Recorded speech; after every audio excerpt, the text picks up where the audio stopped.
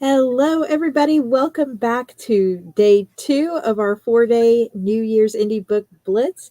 I'm so excited to kick this day off with a panel of authors that I love who have been on before but coming back for a whole new year. We've got Dara on, C.H. Smith is on, Brendan is on, Katherine is on, and we're going to talk about middle grade / young adult fantasy today. We also have other panels today. So if you're like, oh, I don't really read middle grade or young adult, you might still want to chip in because there's several authors here who also write other genres too. But there will be more panels. There's a whole playlist of panels from yesterday. We have over 15 more panels to do over the next 3 days. So stick around. But let's kick it off. We've got people joining. Hi, Huckleberry and Janine, Luna. If you're watching live, I'm glad that you guys chatted in already, so I remember. Please leave your questions or comments in the chat so that I can pull them over. The whole reason we're doing these live and not recordings is so that we can talk to you. So we want to hear what you got to say, whether that's about a specific writer or book or the genre in general. Hey, Christina. And are you sleeping? I did get a few hours last night because I still have a day job too that I got to work. So trying to keep up a little here and there. So we're going to come back to this question, Janine. First, let's do some introductions because I know not everybody who's watching has met all of you. So Tyrene, why don't you start us off and we'll sort of go around the circle. Tell us a little bit about yourself, whether you write middle grade or young adult, and what else you might write that people should look out for. All right.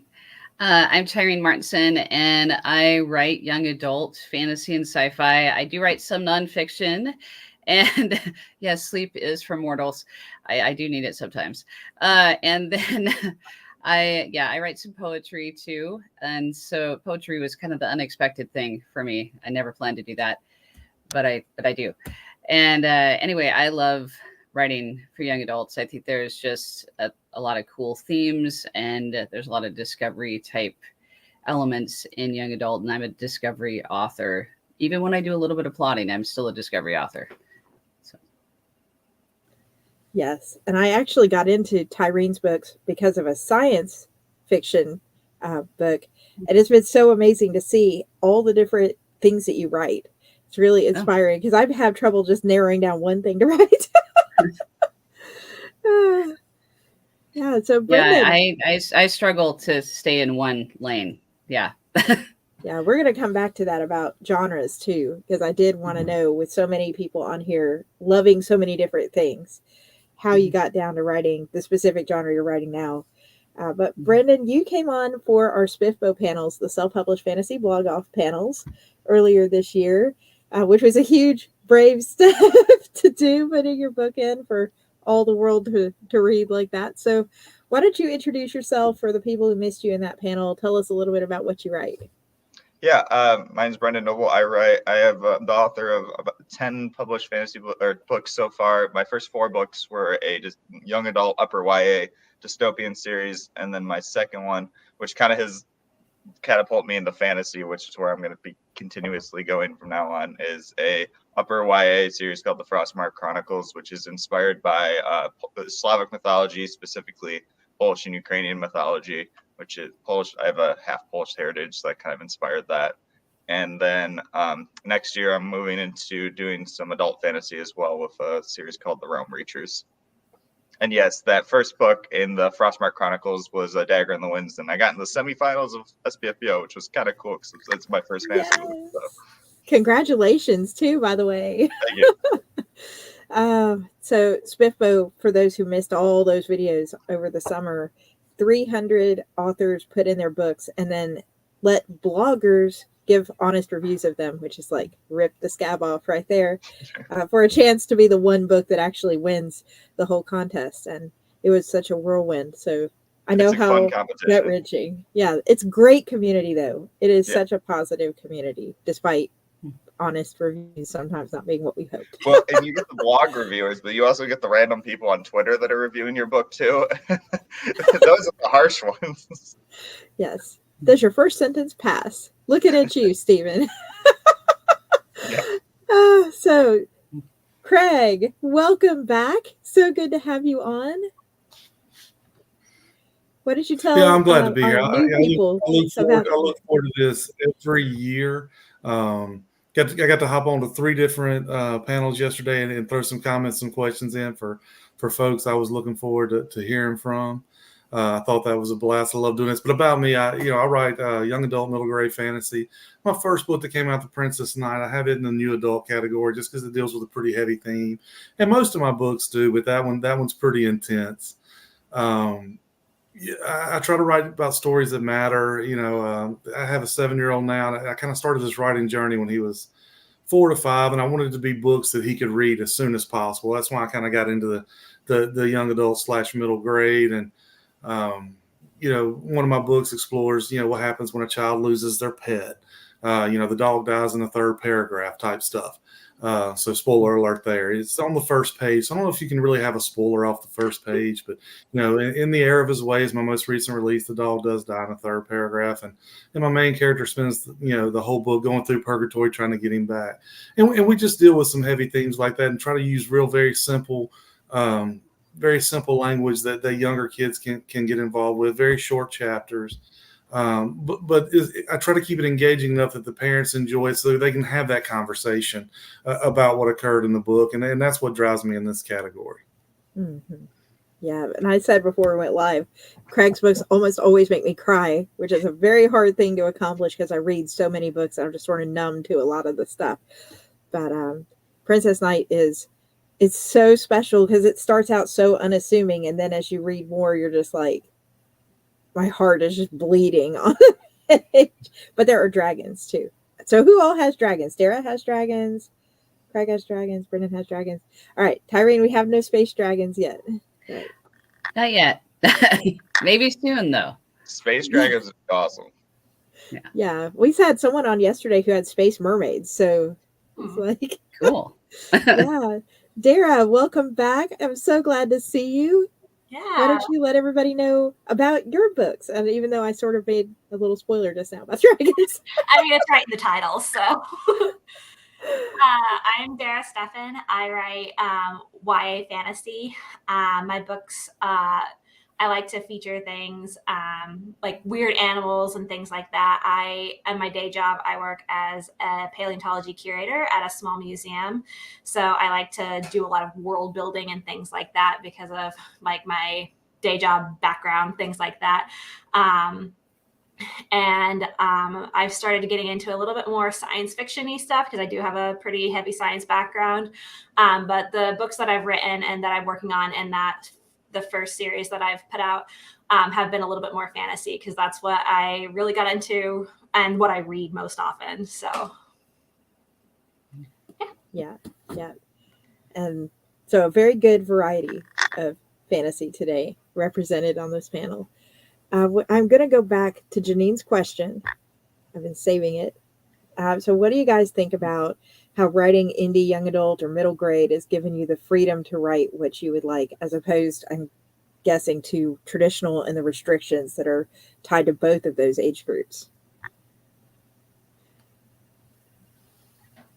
I'll go first. I'll give you my best example. I have 2 books out in the series.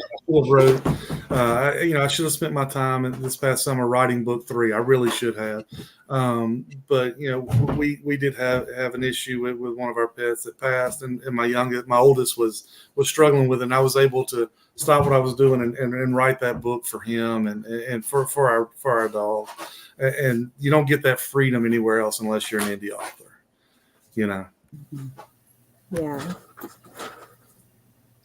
So, I mean, indie author gives you a lot of freedom, but in terms of like young adult stuff specifically, I really enjoy being able to, an adult oftentimes there's a little bit more established background to characters and stuff like that. But in YA, you have a little bit more of a clean slate. The characters can still have a background and that's complex and stuff, but a lot of the times you have them often discovering aspects of the world for the first time, which can be really fun. I think for to carry the reader through the journey that the character takes in terms of the discovering of the magic or the world and different things like that, which sometimes in the adult genre, they already know aspects of it. So you're more explaining it to the reader sometimes what the character already knows. So when it's really fun to be able to say, this character knows absolutely nothing about it, neither do you. So we're gonna adventure through this together, which I always find fun.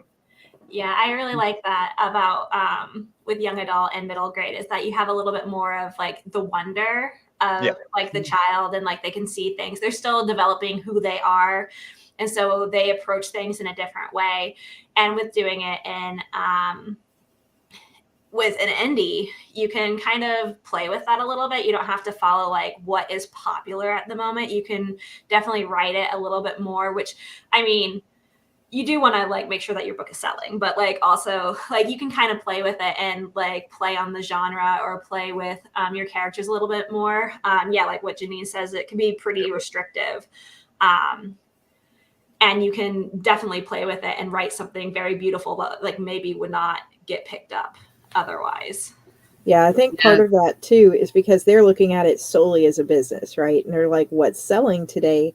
And so it's more supply and demand. It's not necessarily, I think there's this myth that if I go traditional, it means my book's quality is good. And if they don't want it, it's because the quality isn't good. And that's not always the case. It's just they're looking at how can I make the most money off of the few authors that I'm going to sign this year. Right. And it could just mean that they also have a book that's very similar to yours already. And so they're like, well, we need to market this one. And if we try to market both of them, like you're going to be competing against each other. So there's also that freedom that you have your book and it may be very similar to like author X over there, but like they're both good books. They're both worth reading. Mm-hmm. Exactly. But sometimes in indie, you can actually benefit if someone has very similar stuff to you because they're like people like the same but different. So it's like similar ideas, but a different author talking about these ideas in a different way. That can be really fun. Yeah, and maybe someone wants to read the same thing, just like reskinned. Like, yeah, that's true. And I saw the little comment come across about tropes, and I have to admit, even though I'm indie, I do lean into some tropes pretty hard.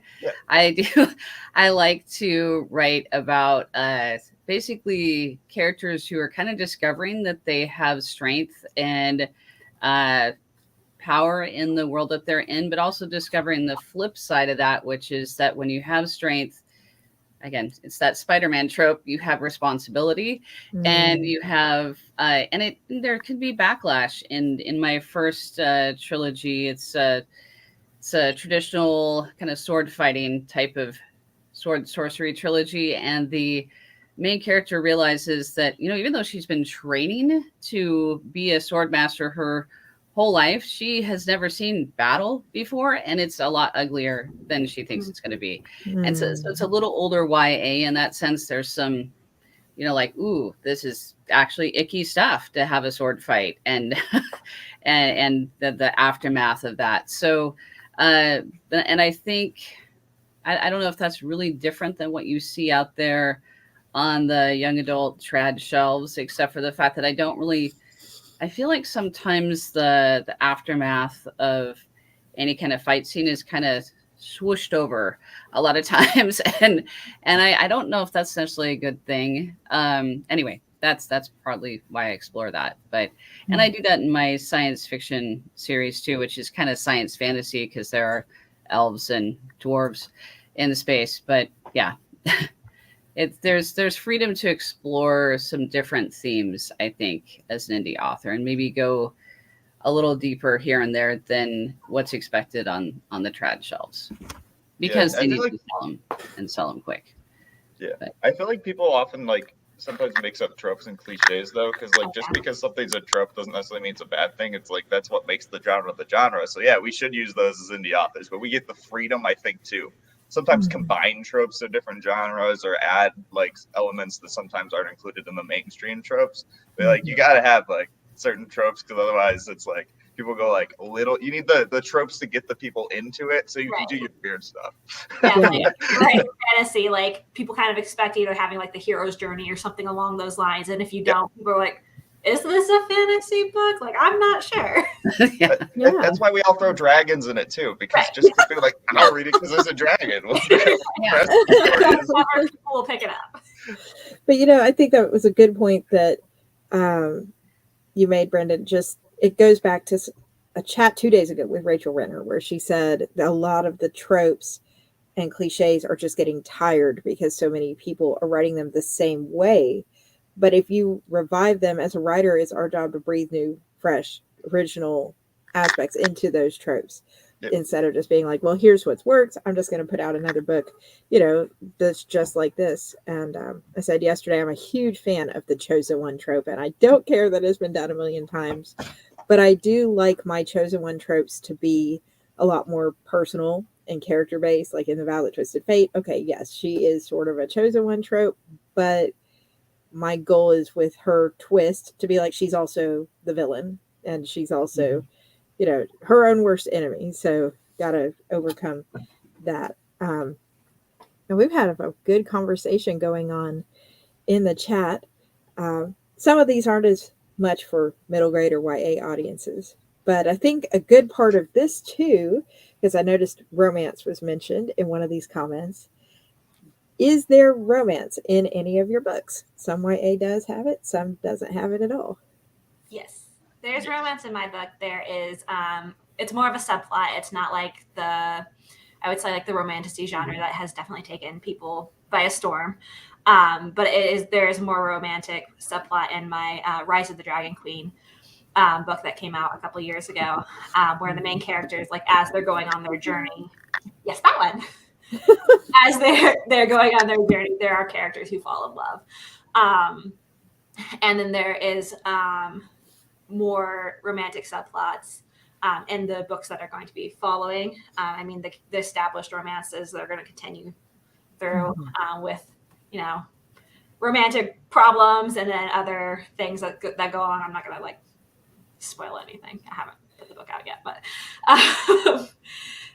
yeah, I would say that. And then for this series, since it's young YA, it's a little bit, I would say, sweeter than it is more like the spicier side of things. And that's just the way it ended up working out for how it works for this series. That's just kind of how it ended up. And some of my other books that I have written, I would say it's still on the lower spice of things, but there is a little bit more than what would be in this first series. But again, the main plot of the book is more of like, there's this like problem, and then the romance is like secondary. Mm-hmm. I'm watching this side conversation too, and I'm like, Dragon turns into a good the Cobra chickens. It's going wild. Yeah, it's all fun here. I'm on kind of the same wavelength with Dara, where I write epic fantasy with a subplot of romance, because like I like to write what I would like to read, and I typically like a subplot with romance. I don't like it when it's just the main plot, but I like it when there's a good subplot style to it. And so kind of like, with YA, you kind of can't go too spicy. Some people do, but I try to. I usually, I think I don't even know what the pepper rating people sometimes use, but I don't even know if I heard one pepper in my spiciness. So, I think if it's YA, it almost always has to be one or no peppers. Yeah, I don't know. I've seen some stuff out there, so I don't write YA, so I don't know. I'm not the romantasy type, but like so it's much more of the slow burn, simple type stuff. Anything that would be more than that is definitely fade to black. Yeah, and I think when it gets higher spice, they either get pushed into the like new adult. New adult. Yeah, that's what happened with Sarah J. Maas. She originally published it as YA, and then later it got moved into adult. So it's probably kind of one of those things where later the publishers were like, "Well, we kind of got in trouble for this." So, well, new adult didn't really exist at the time too, so that's kind of helped create that subgenre. Yeah, and I don't think about like traditional publication like that it's actually official. Like it's more of a like we just talk about it type thing, but I don't think like marketing wise, like it's an official thing yet. Like it's getting there, but it's not quite there yet. Yeah, I don't write much romance in my books. It's usually a subplot. I guess in my sci-fi series, there's a stronger subplot of romance, but it's still the subplot. There's so much more going on with the main character. She has a quest basically to go on, and that's kind of the same thing in my fantasy trilogy. The quest is the main thing. The fighting off the villains, dealing with problems are the main thing, and then yes, there happens to be a few cute guys around, but there's not. But it's not the main deal. Like it's a very subtle subplot type thing. Yeah. Yeah, and then Craig, how about the new series? No romance. No, not at all. Let's be honest, just not at all. One of my characters in my new series is going to be like he's ancient. Then we got a really cool dragon that's got his books in his cave library. Cool. Then we got a witch that's really mean to everybody. I haven't really found a place where those three can really make a romantic connection yet. Hey, I see a love triangle there right now. Yeah. That's the YA cliche right there. Yeah, the ancient guy might take a youth potion and like no, I'm just maybe not. So this is actually, I think, a good segue into a question I've gotten a lot this year. And all of you are the experts. Like I said, I don't write YA. I don't write middle grade. I edit them, but I don't write them. So I'm curious to know where you feel like the line falls for ages. Because I was reading the report in the fall that came out about the age breakdowns by the industry, like as far as Amazon's concerned. The 8 to 12 for middle grade, the 12 to 18 for young adult, 18 to 23 for new adult, or 18 plus for a general audience or adult audience.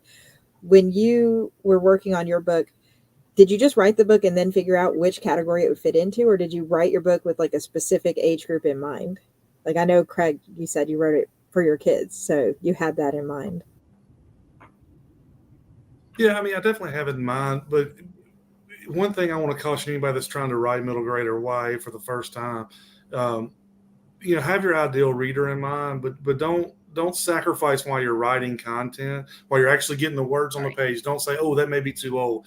Get it down, let the editor, fix it in the editing phase, let your editor fix it and all that. Get your story on the paper, and then you can make it YA or middle grade.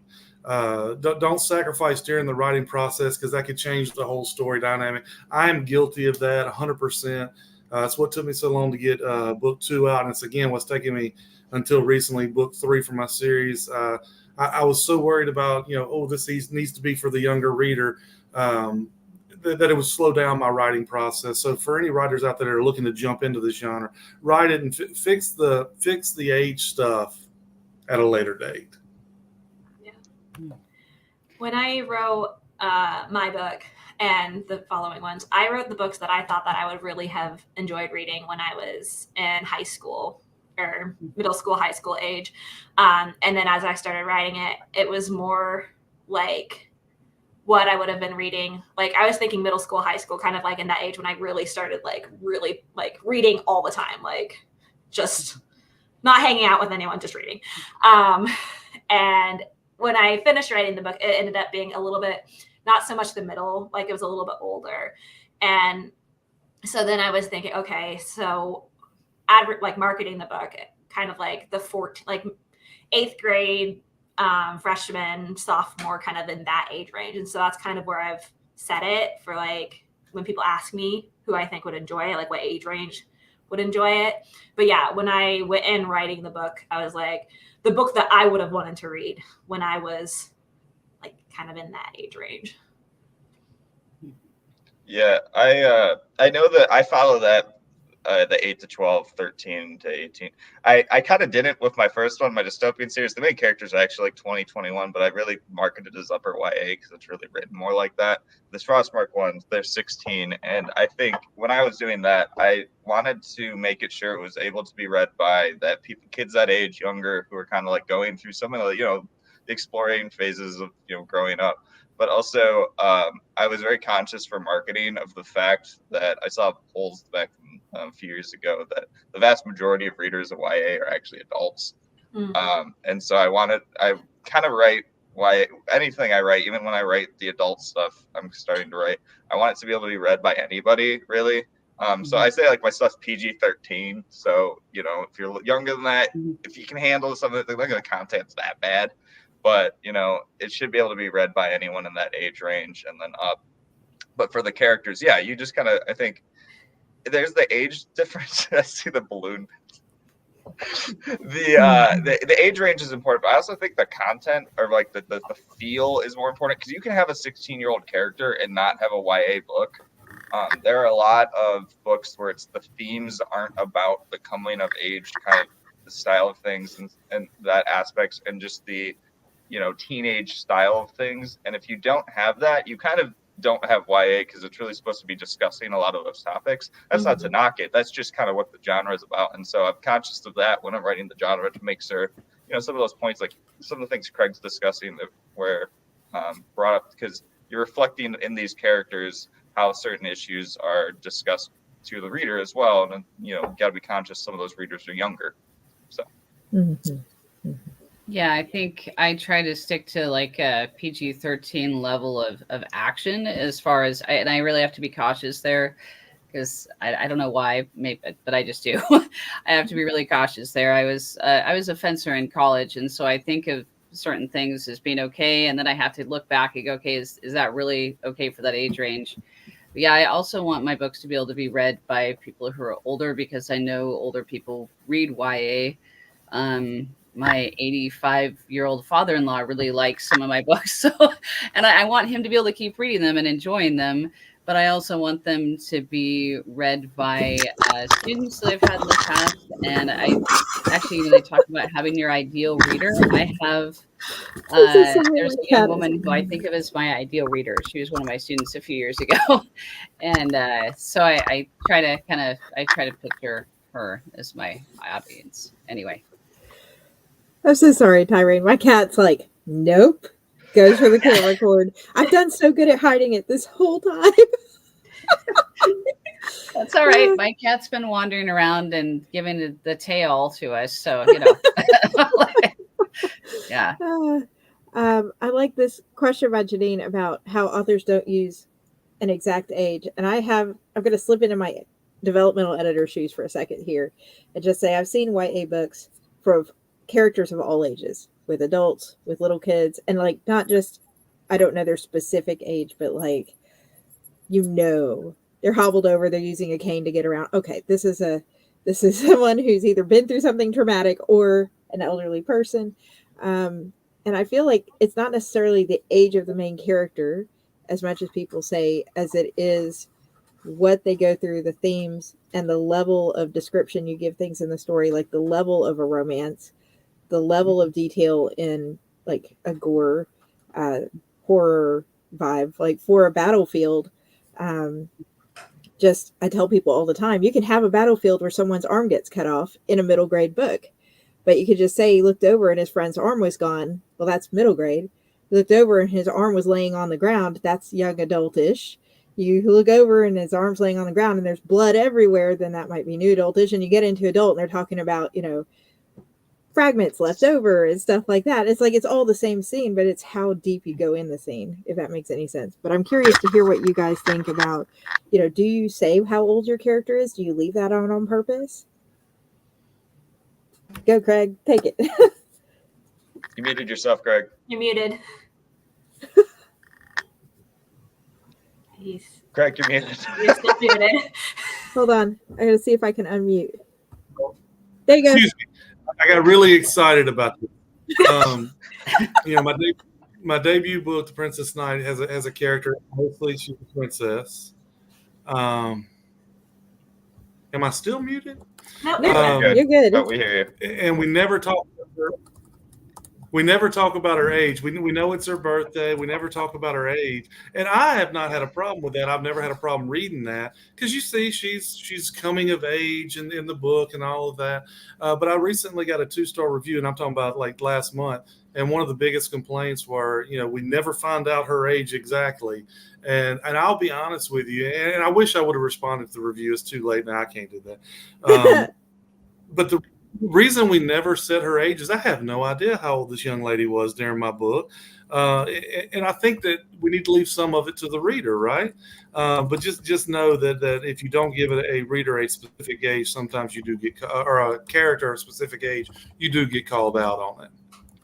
I think there's different types of readers. I mean, there's the description in general of characters. I feel like there are some people that want to know every single detail about the character, and then there's some of us that will just skip your character description and imagine it however I want to. I'm part of the latter, but so I've learned I have to describe more than I originally did because but age, I find I usually say pretty quickly how old they are, and then just kind of move on and don't mention it too much again. As long as it's not all that important. Like there's some people, if you've got like the Percy Jackson prophecy that when they turn 16, X is going to happen. It's kind of important. They're 12, but I describe it just so people can picture them, especially if you have a wide-ranging age of characters. Sometimes it can make a big difference if someone's 12 and one of the other people in the group's 16, because if you picture them as the same, you're going to be acting, why is this person acting maybe a little younger than the other person who's a little bit more mature? Yeah. And I mean, even if you just say something along the lines like, oh, you could say like they're middle, like depending on your setting, but like if they're middle school age or they are like in their 20s or whatever, it doesn't particularly matter exactly what age they are, but they're kind of in that like life stage or whatever, like you said, like coming of age, or like, and it doesn't matter that you say they are 16, like, but like you said, like if it is like related, like when they turn 18, XYZ happens. Like I think it kind of depends on the story. Like I think in some instances I did say like, oh, like this character is 17, but like I think it was just more of a like an offhanded comment where like if I said something different, it probably didn't matter. Like, and so I don't think that character ages are super important. Just as long as I kind of have that, like you said, the frame where it's like, oh, this character is like a little bit older than this character, like maybe a bit more mature along those lines, kind of like to give you like that visualization type thing. Yeah, I found in my first series, I wasn't really sure how old the main character was, but I kind of decided on, I think 15 or 16. The sad thing is I don't remember. But it's mentioned like early on, and then I just moved on from there. And then the only other time it really became important is when I had a critique partner read a scene where there's a ship captain that she meets, and for some reason my critique partner thought there was going to be a romance, and I was like, no, he's like 50, like and then I realized I hadn't described that enough, and I had to really make sure that I wasn't writing that an age separation romance, and I was not writing also that the characters were clear in the differences in maturity. So yeah, and that's the thing I think YA sometimes struggles with is sometimes people write an adult book and the characters just happen to be 16 or something. Yeah. And then you're like, wow, these characters are too mature. But then you run into the thing of if they're not mature enough, people act like they're whiny. And so we always have to have that ping pong of like making sure it's the adequate amount of teenagery, but still, has the maturity level to handle whatever story's being thrown at them. Right. Yes. Yeah. So John asks, how is the market for goofy and bizarre content for kids? I love this because I think there's this, I don't know, personally, I feel like most of the kids stuff that I see come across my desk has a very large chunk of humor in it. But then I know, because I have read some of your books, that not all of them are goofy and humorous. So how do you feel do you feel like that's a requirement, you have to work that in, or do you feel like that's just something, a separate like subgenre? I'm going to jump in and say that I have to admit, I have gone for more serious YA, but I think that there is a market for goofy, and I see it like I read middle grade and YA books, and I see it more in middle grade, but I think there's a market for it in YA too. And I think there are times I kind of envy the ability to write that kind of humor. I've read some really funny middle grade and YA books, but I just have a tendency to bring the seriousness. So at least at this point, I don't know, maybe 10 years from now, I'll be like, yes, I can be goofy now, but I'm not there yet. I think that, like you said, it's kind of different. Like, it just kind of depends on what the author's writing. I think there are some really goofy, like middle grade YA books. Like, you have the Captain Underpants series, you have the Diary of a Wimpy Kid series, but then you also have some really good, like, serious middle grade YA books, like the Wonder book, the great, the one about the Ivan. It's like the elephant and The Great gorilla. Ivan. Yeah. And then some, like the Crispin books, like the the Applegate books, like those are usually a little bit more serious.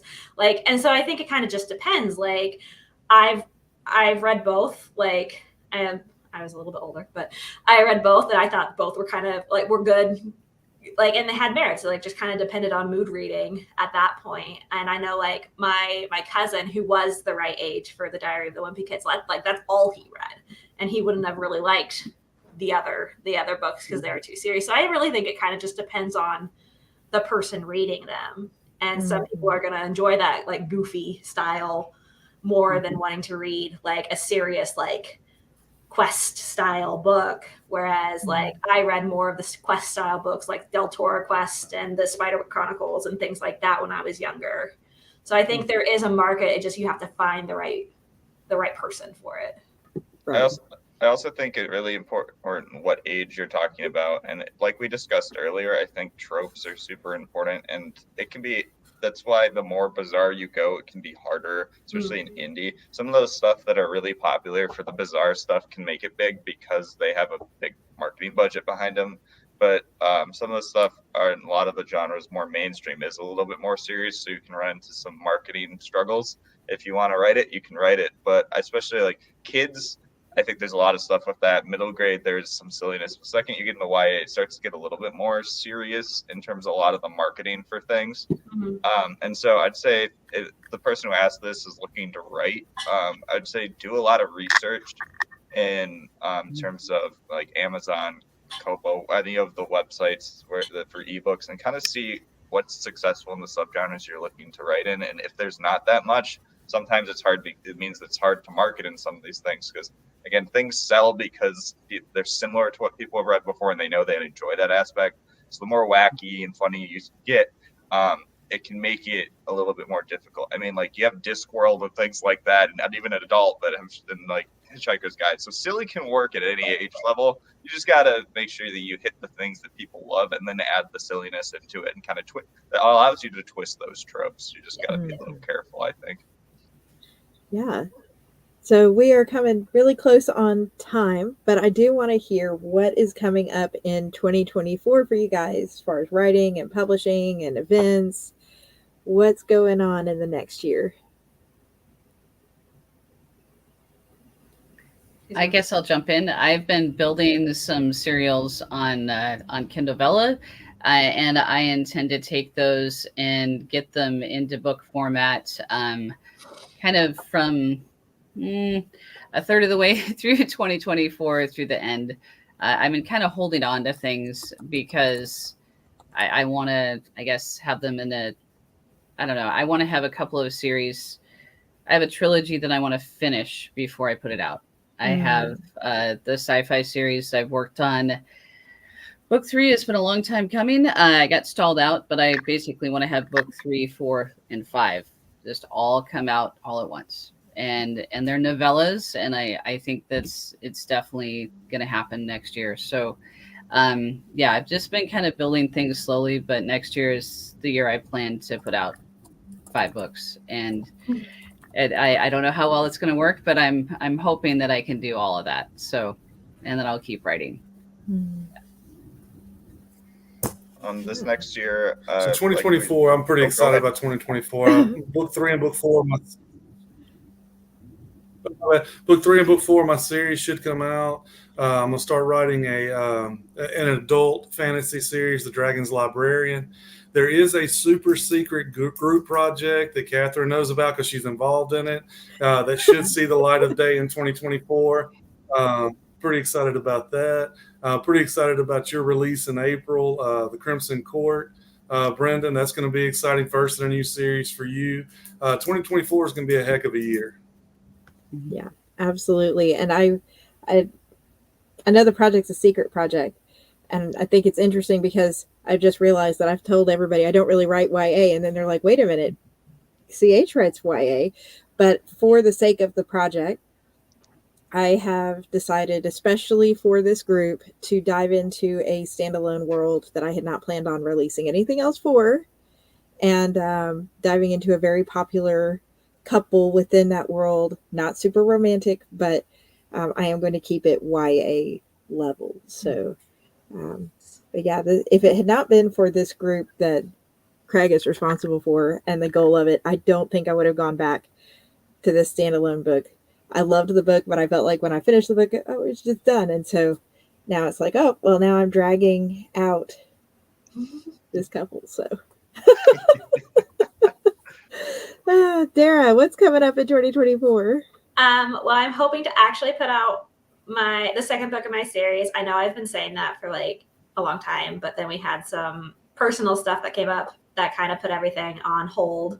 But we're hoping that is like done and that we are going to be able to move forward with the book projects now. And so that's going to be exciting. And then I'm hoping to, we talks of a super secret project with a group of people, which I'm excited about. It's going to be in a completely different world that I've been writing in. And it's like completely collaborative with like world building and everything. So I'm excited about that.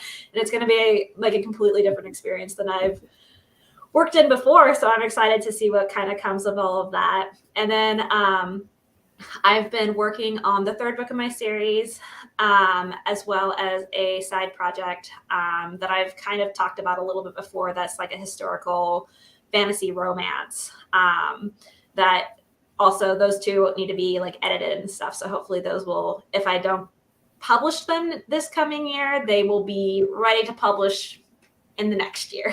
So getting all of those projects like coming together so that everything can get. You've just been building up the suspense for us over like, the last couple of years. That, like, they're going to be so the things. Yes. So yeah, hopefully everything comes together. I'm so sorry that they've been so delayed. That's life. That is life, 100%. Well, thank you all so much for joining and hopping on and all the great comments in the chat. Kat, your comment made me remember to say that everybody's links are in the description box. So if you would like to follow these authors, get to know them better, pick up their books, you can definitely do that. If you're watching YouTube, just scroll down to the description. And some of these authors have Twitter. I know we're streaming live on Twitter, but you may have to hop over to YouTube to grab the links there, because I don't think the links carry over to that video. But thank you all so much again for tuning in. Thank Such you. a pleasure. Thank you, everybody. Take care. Bye. Thanks.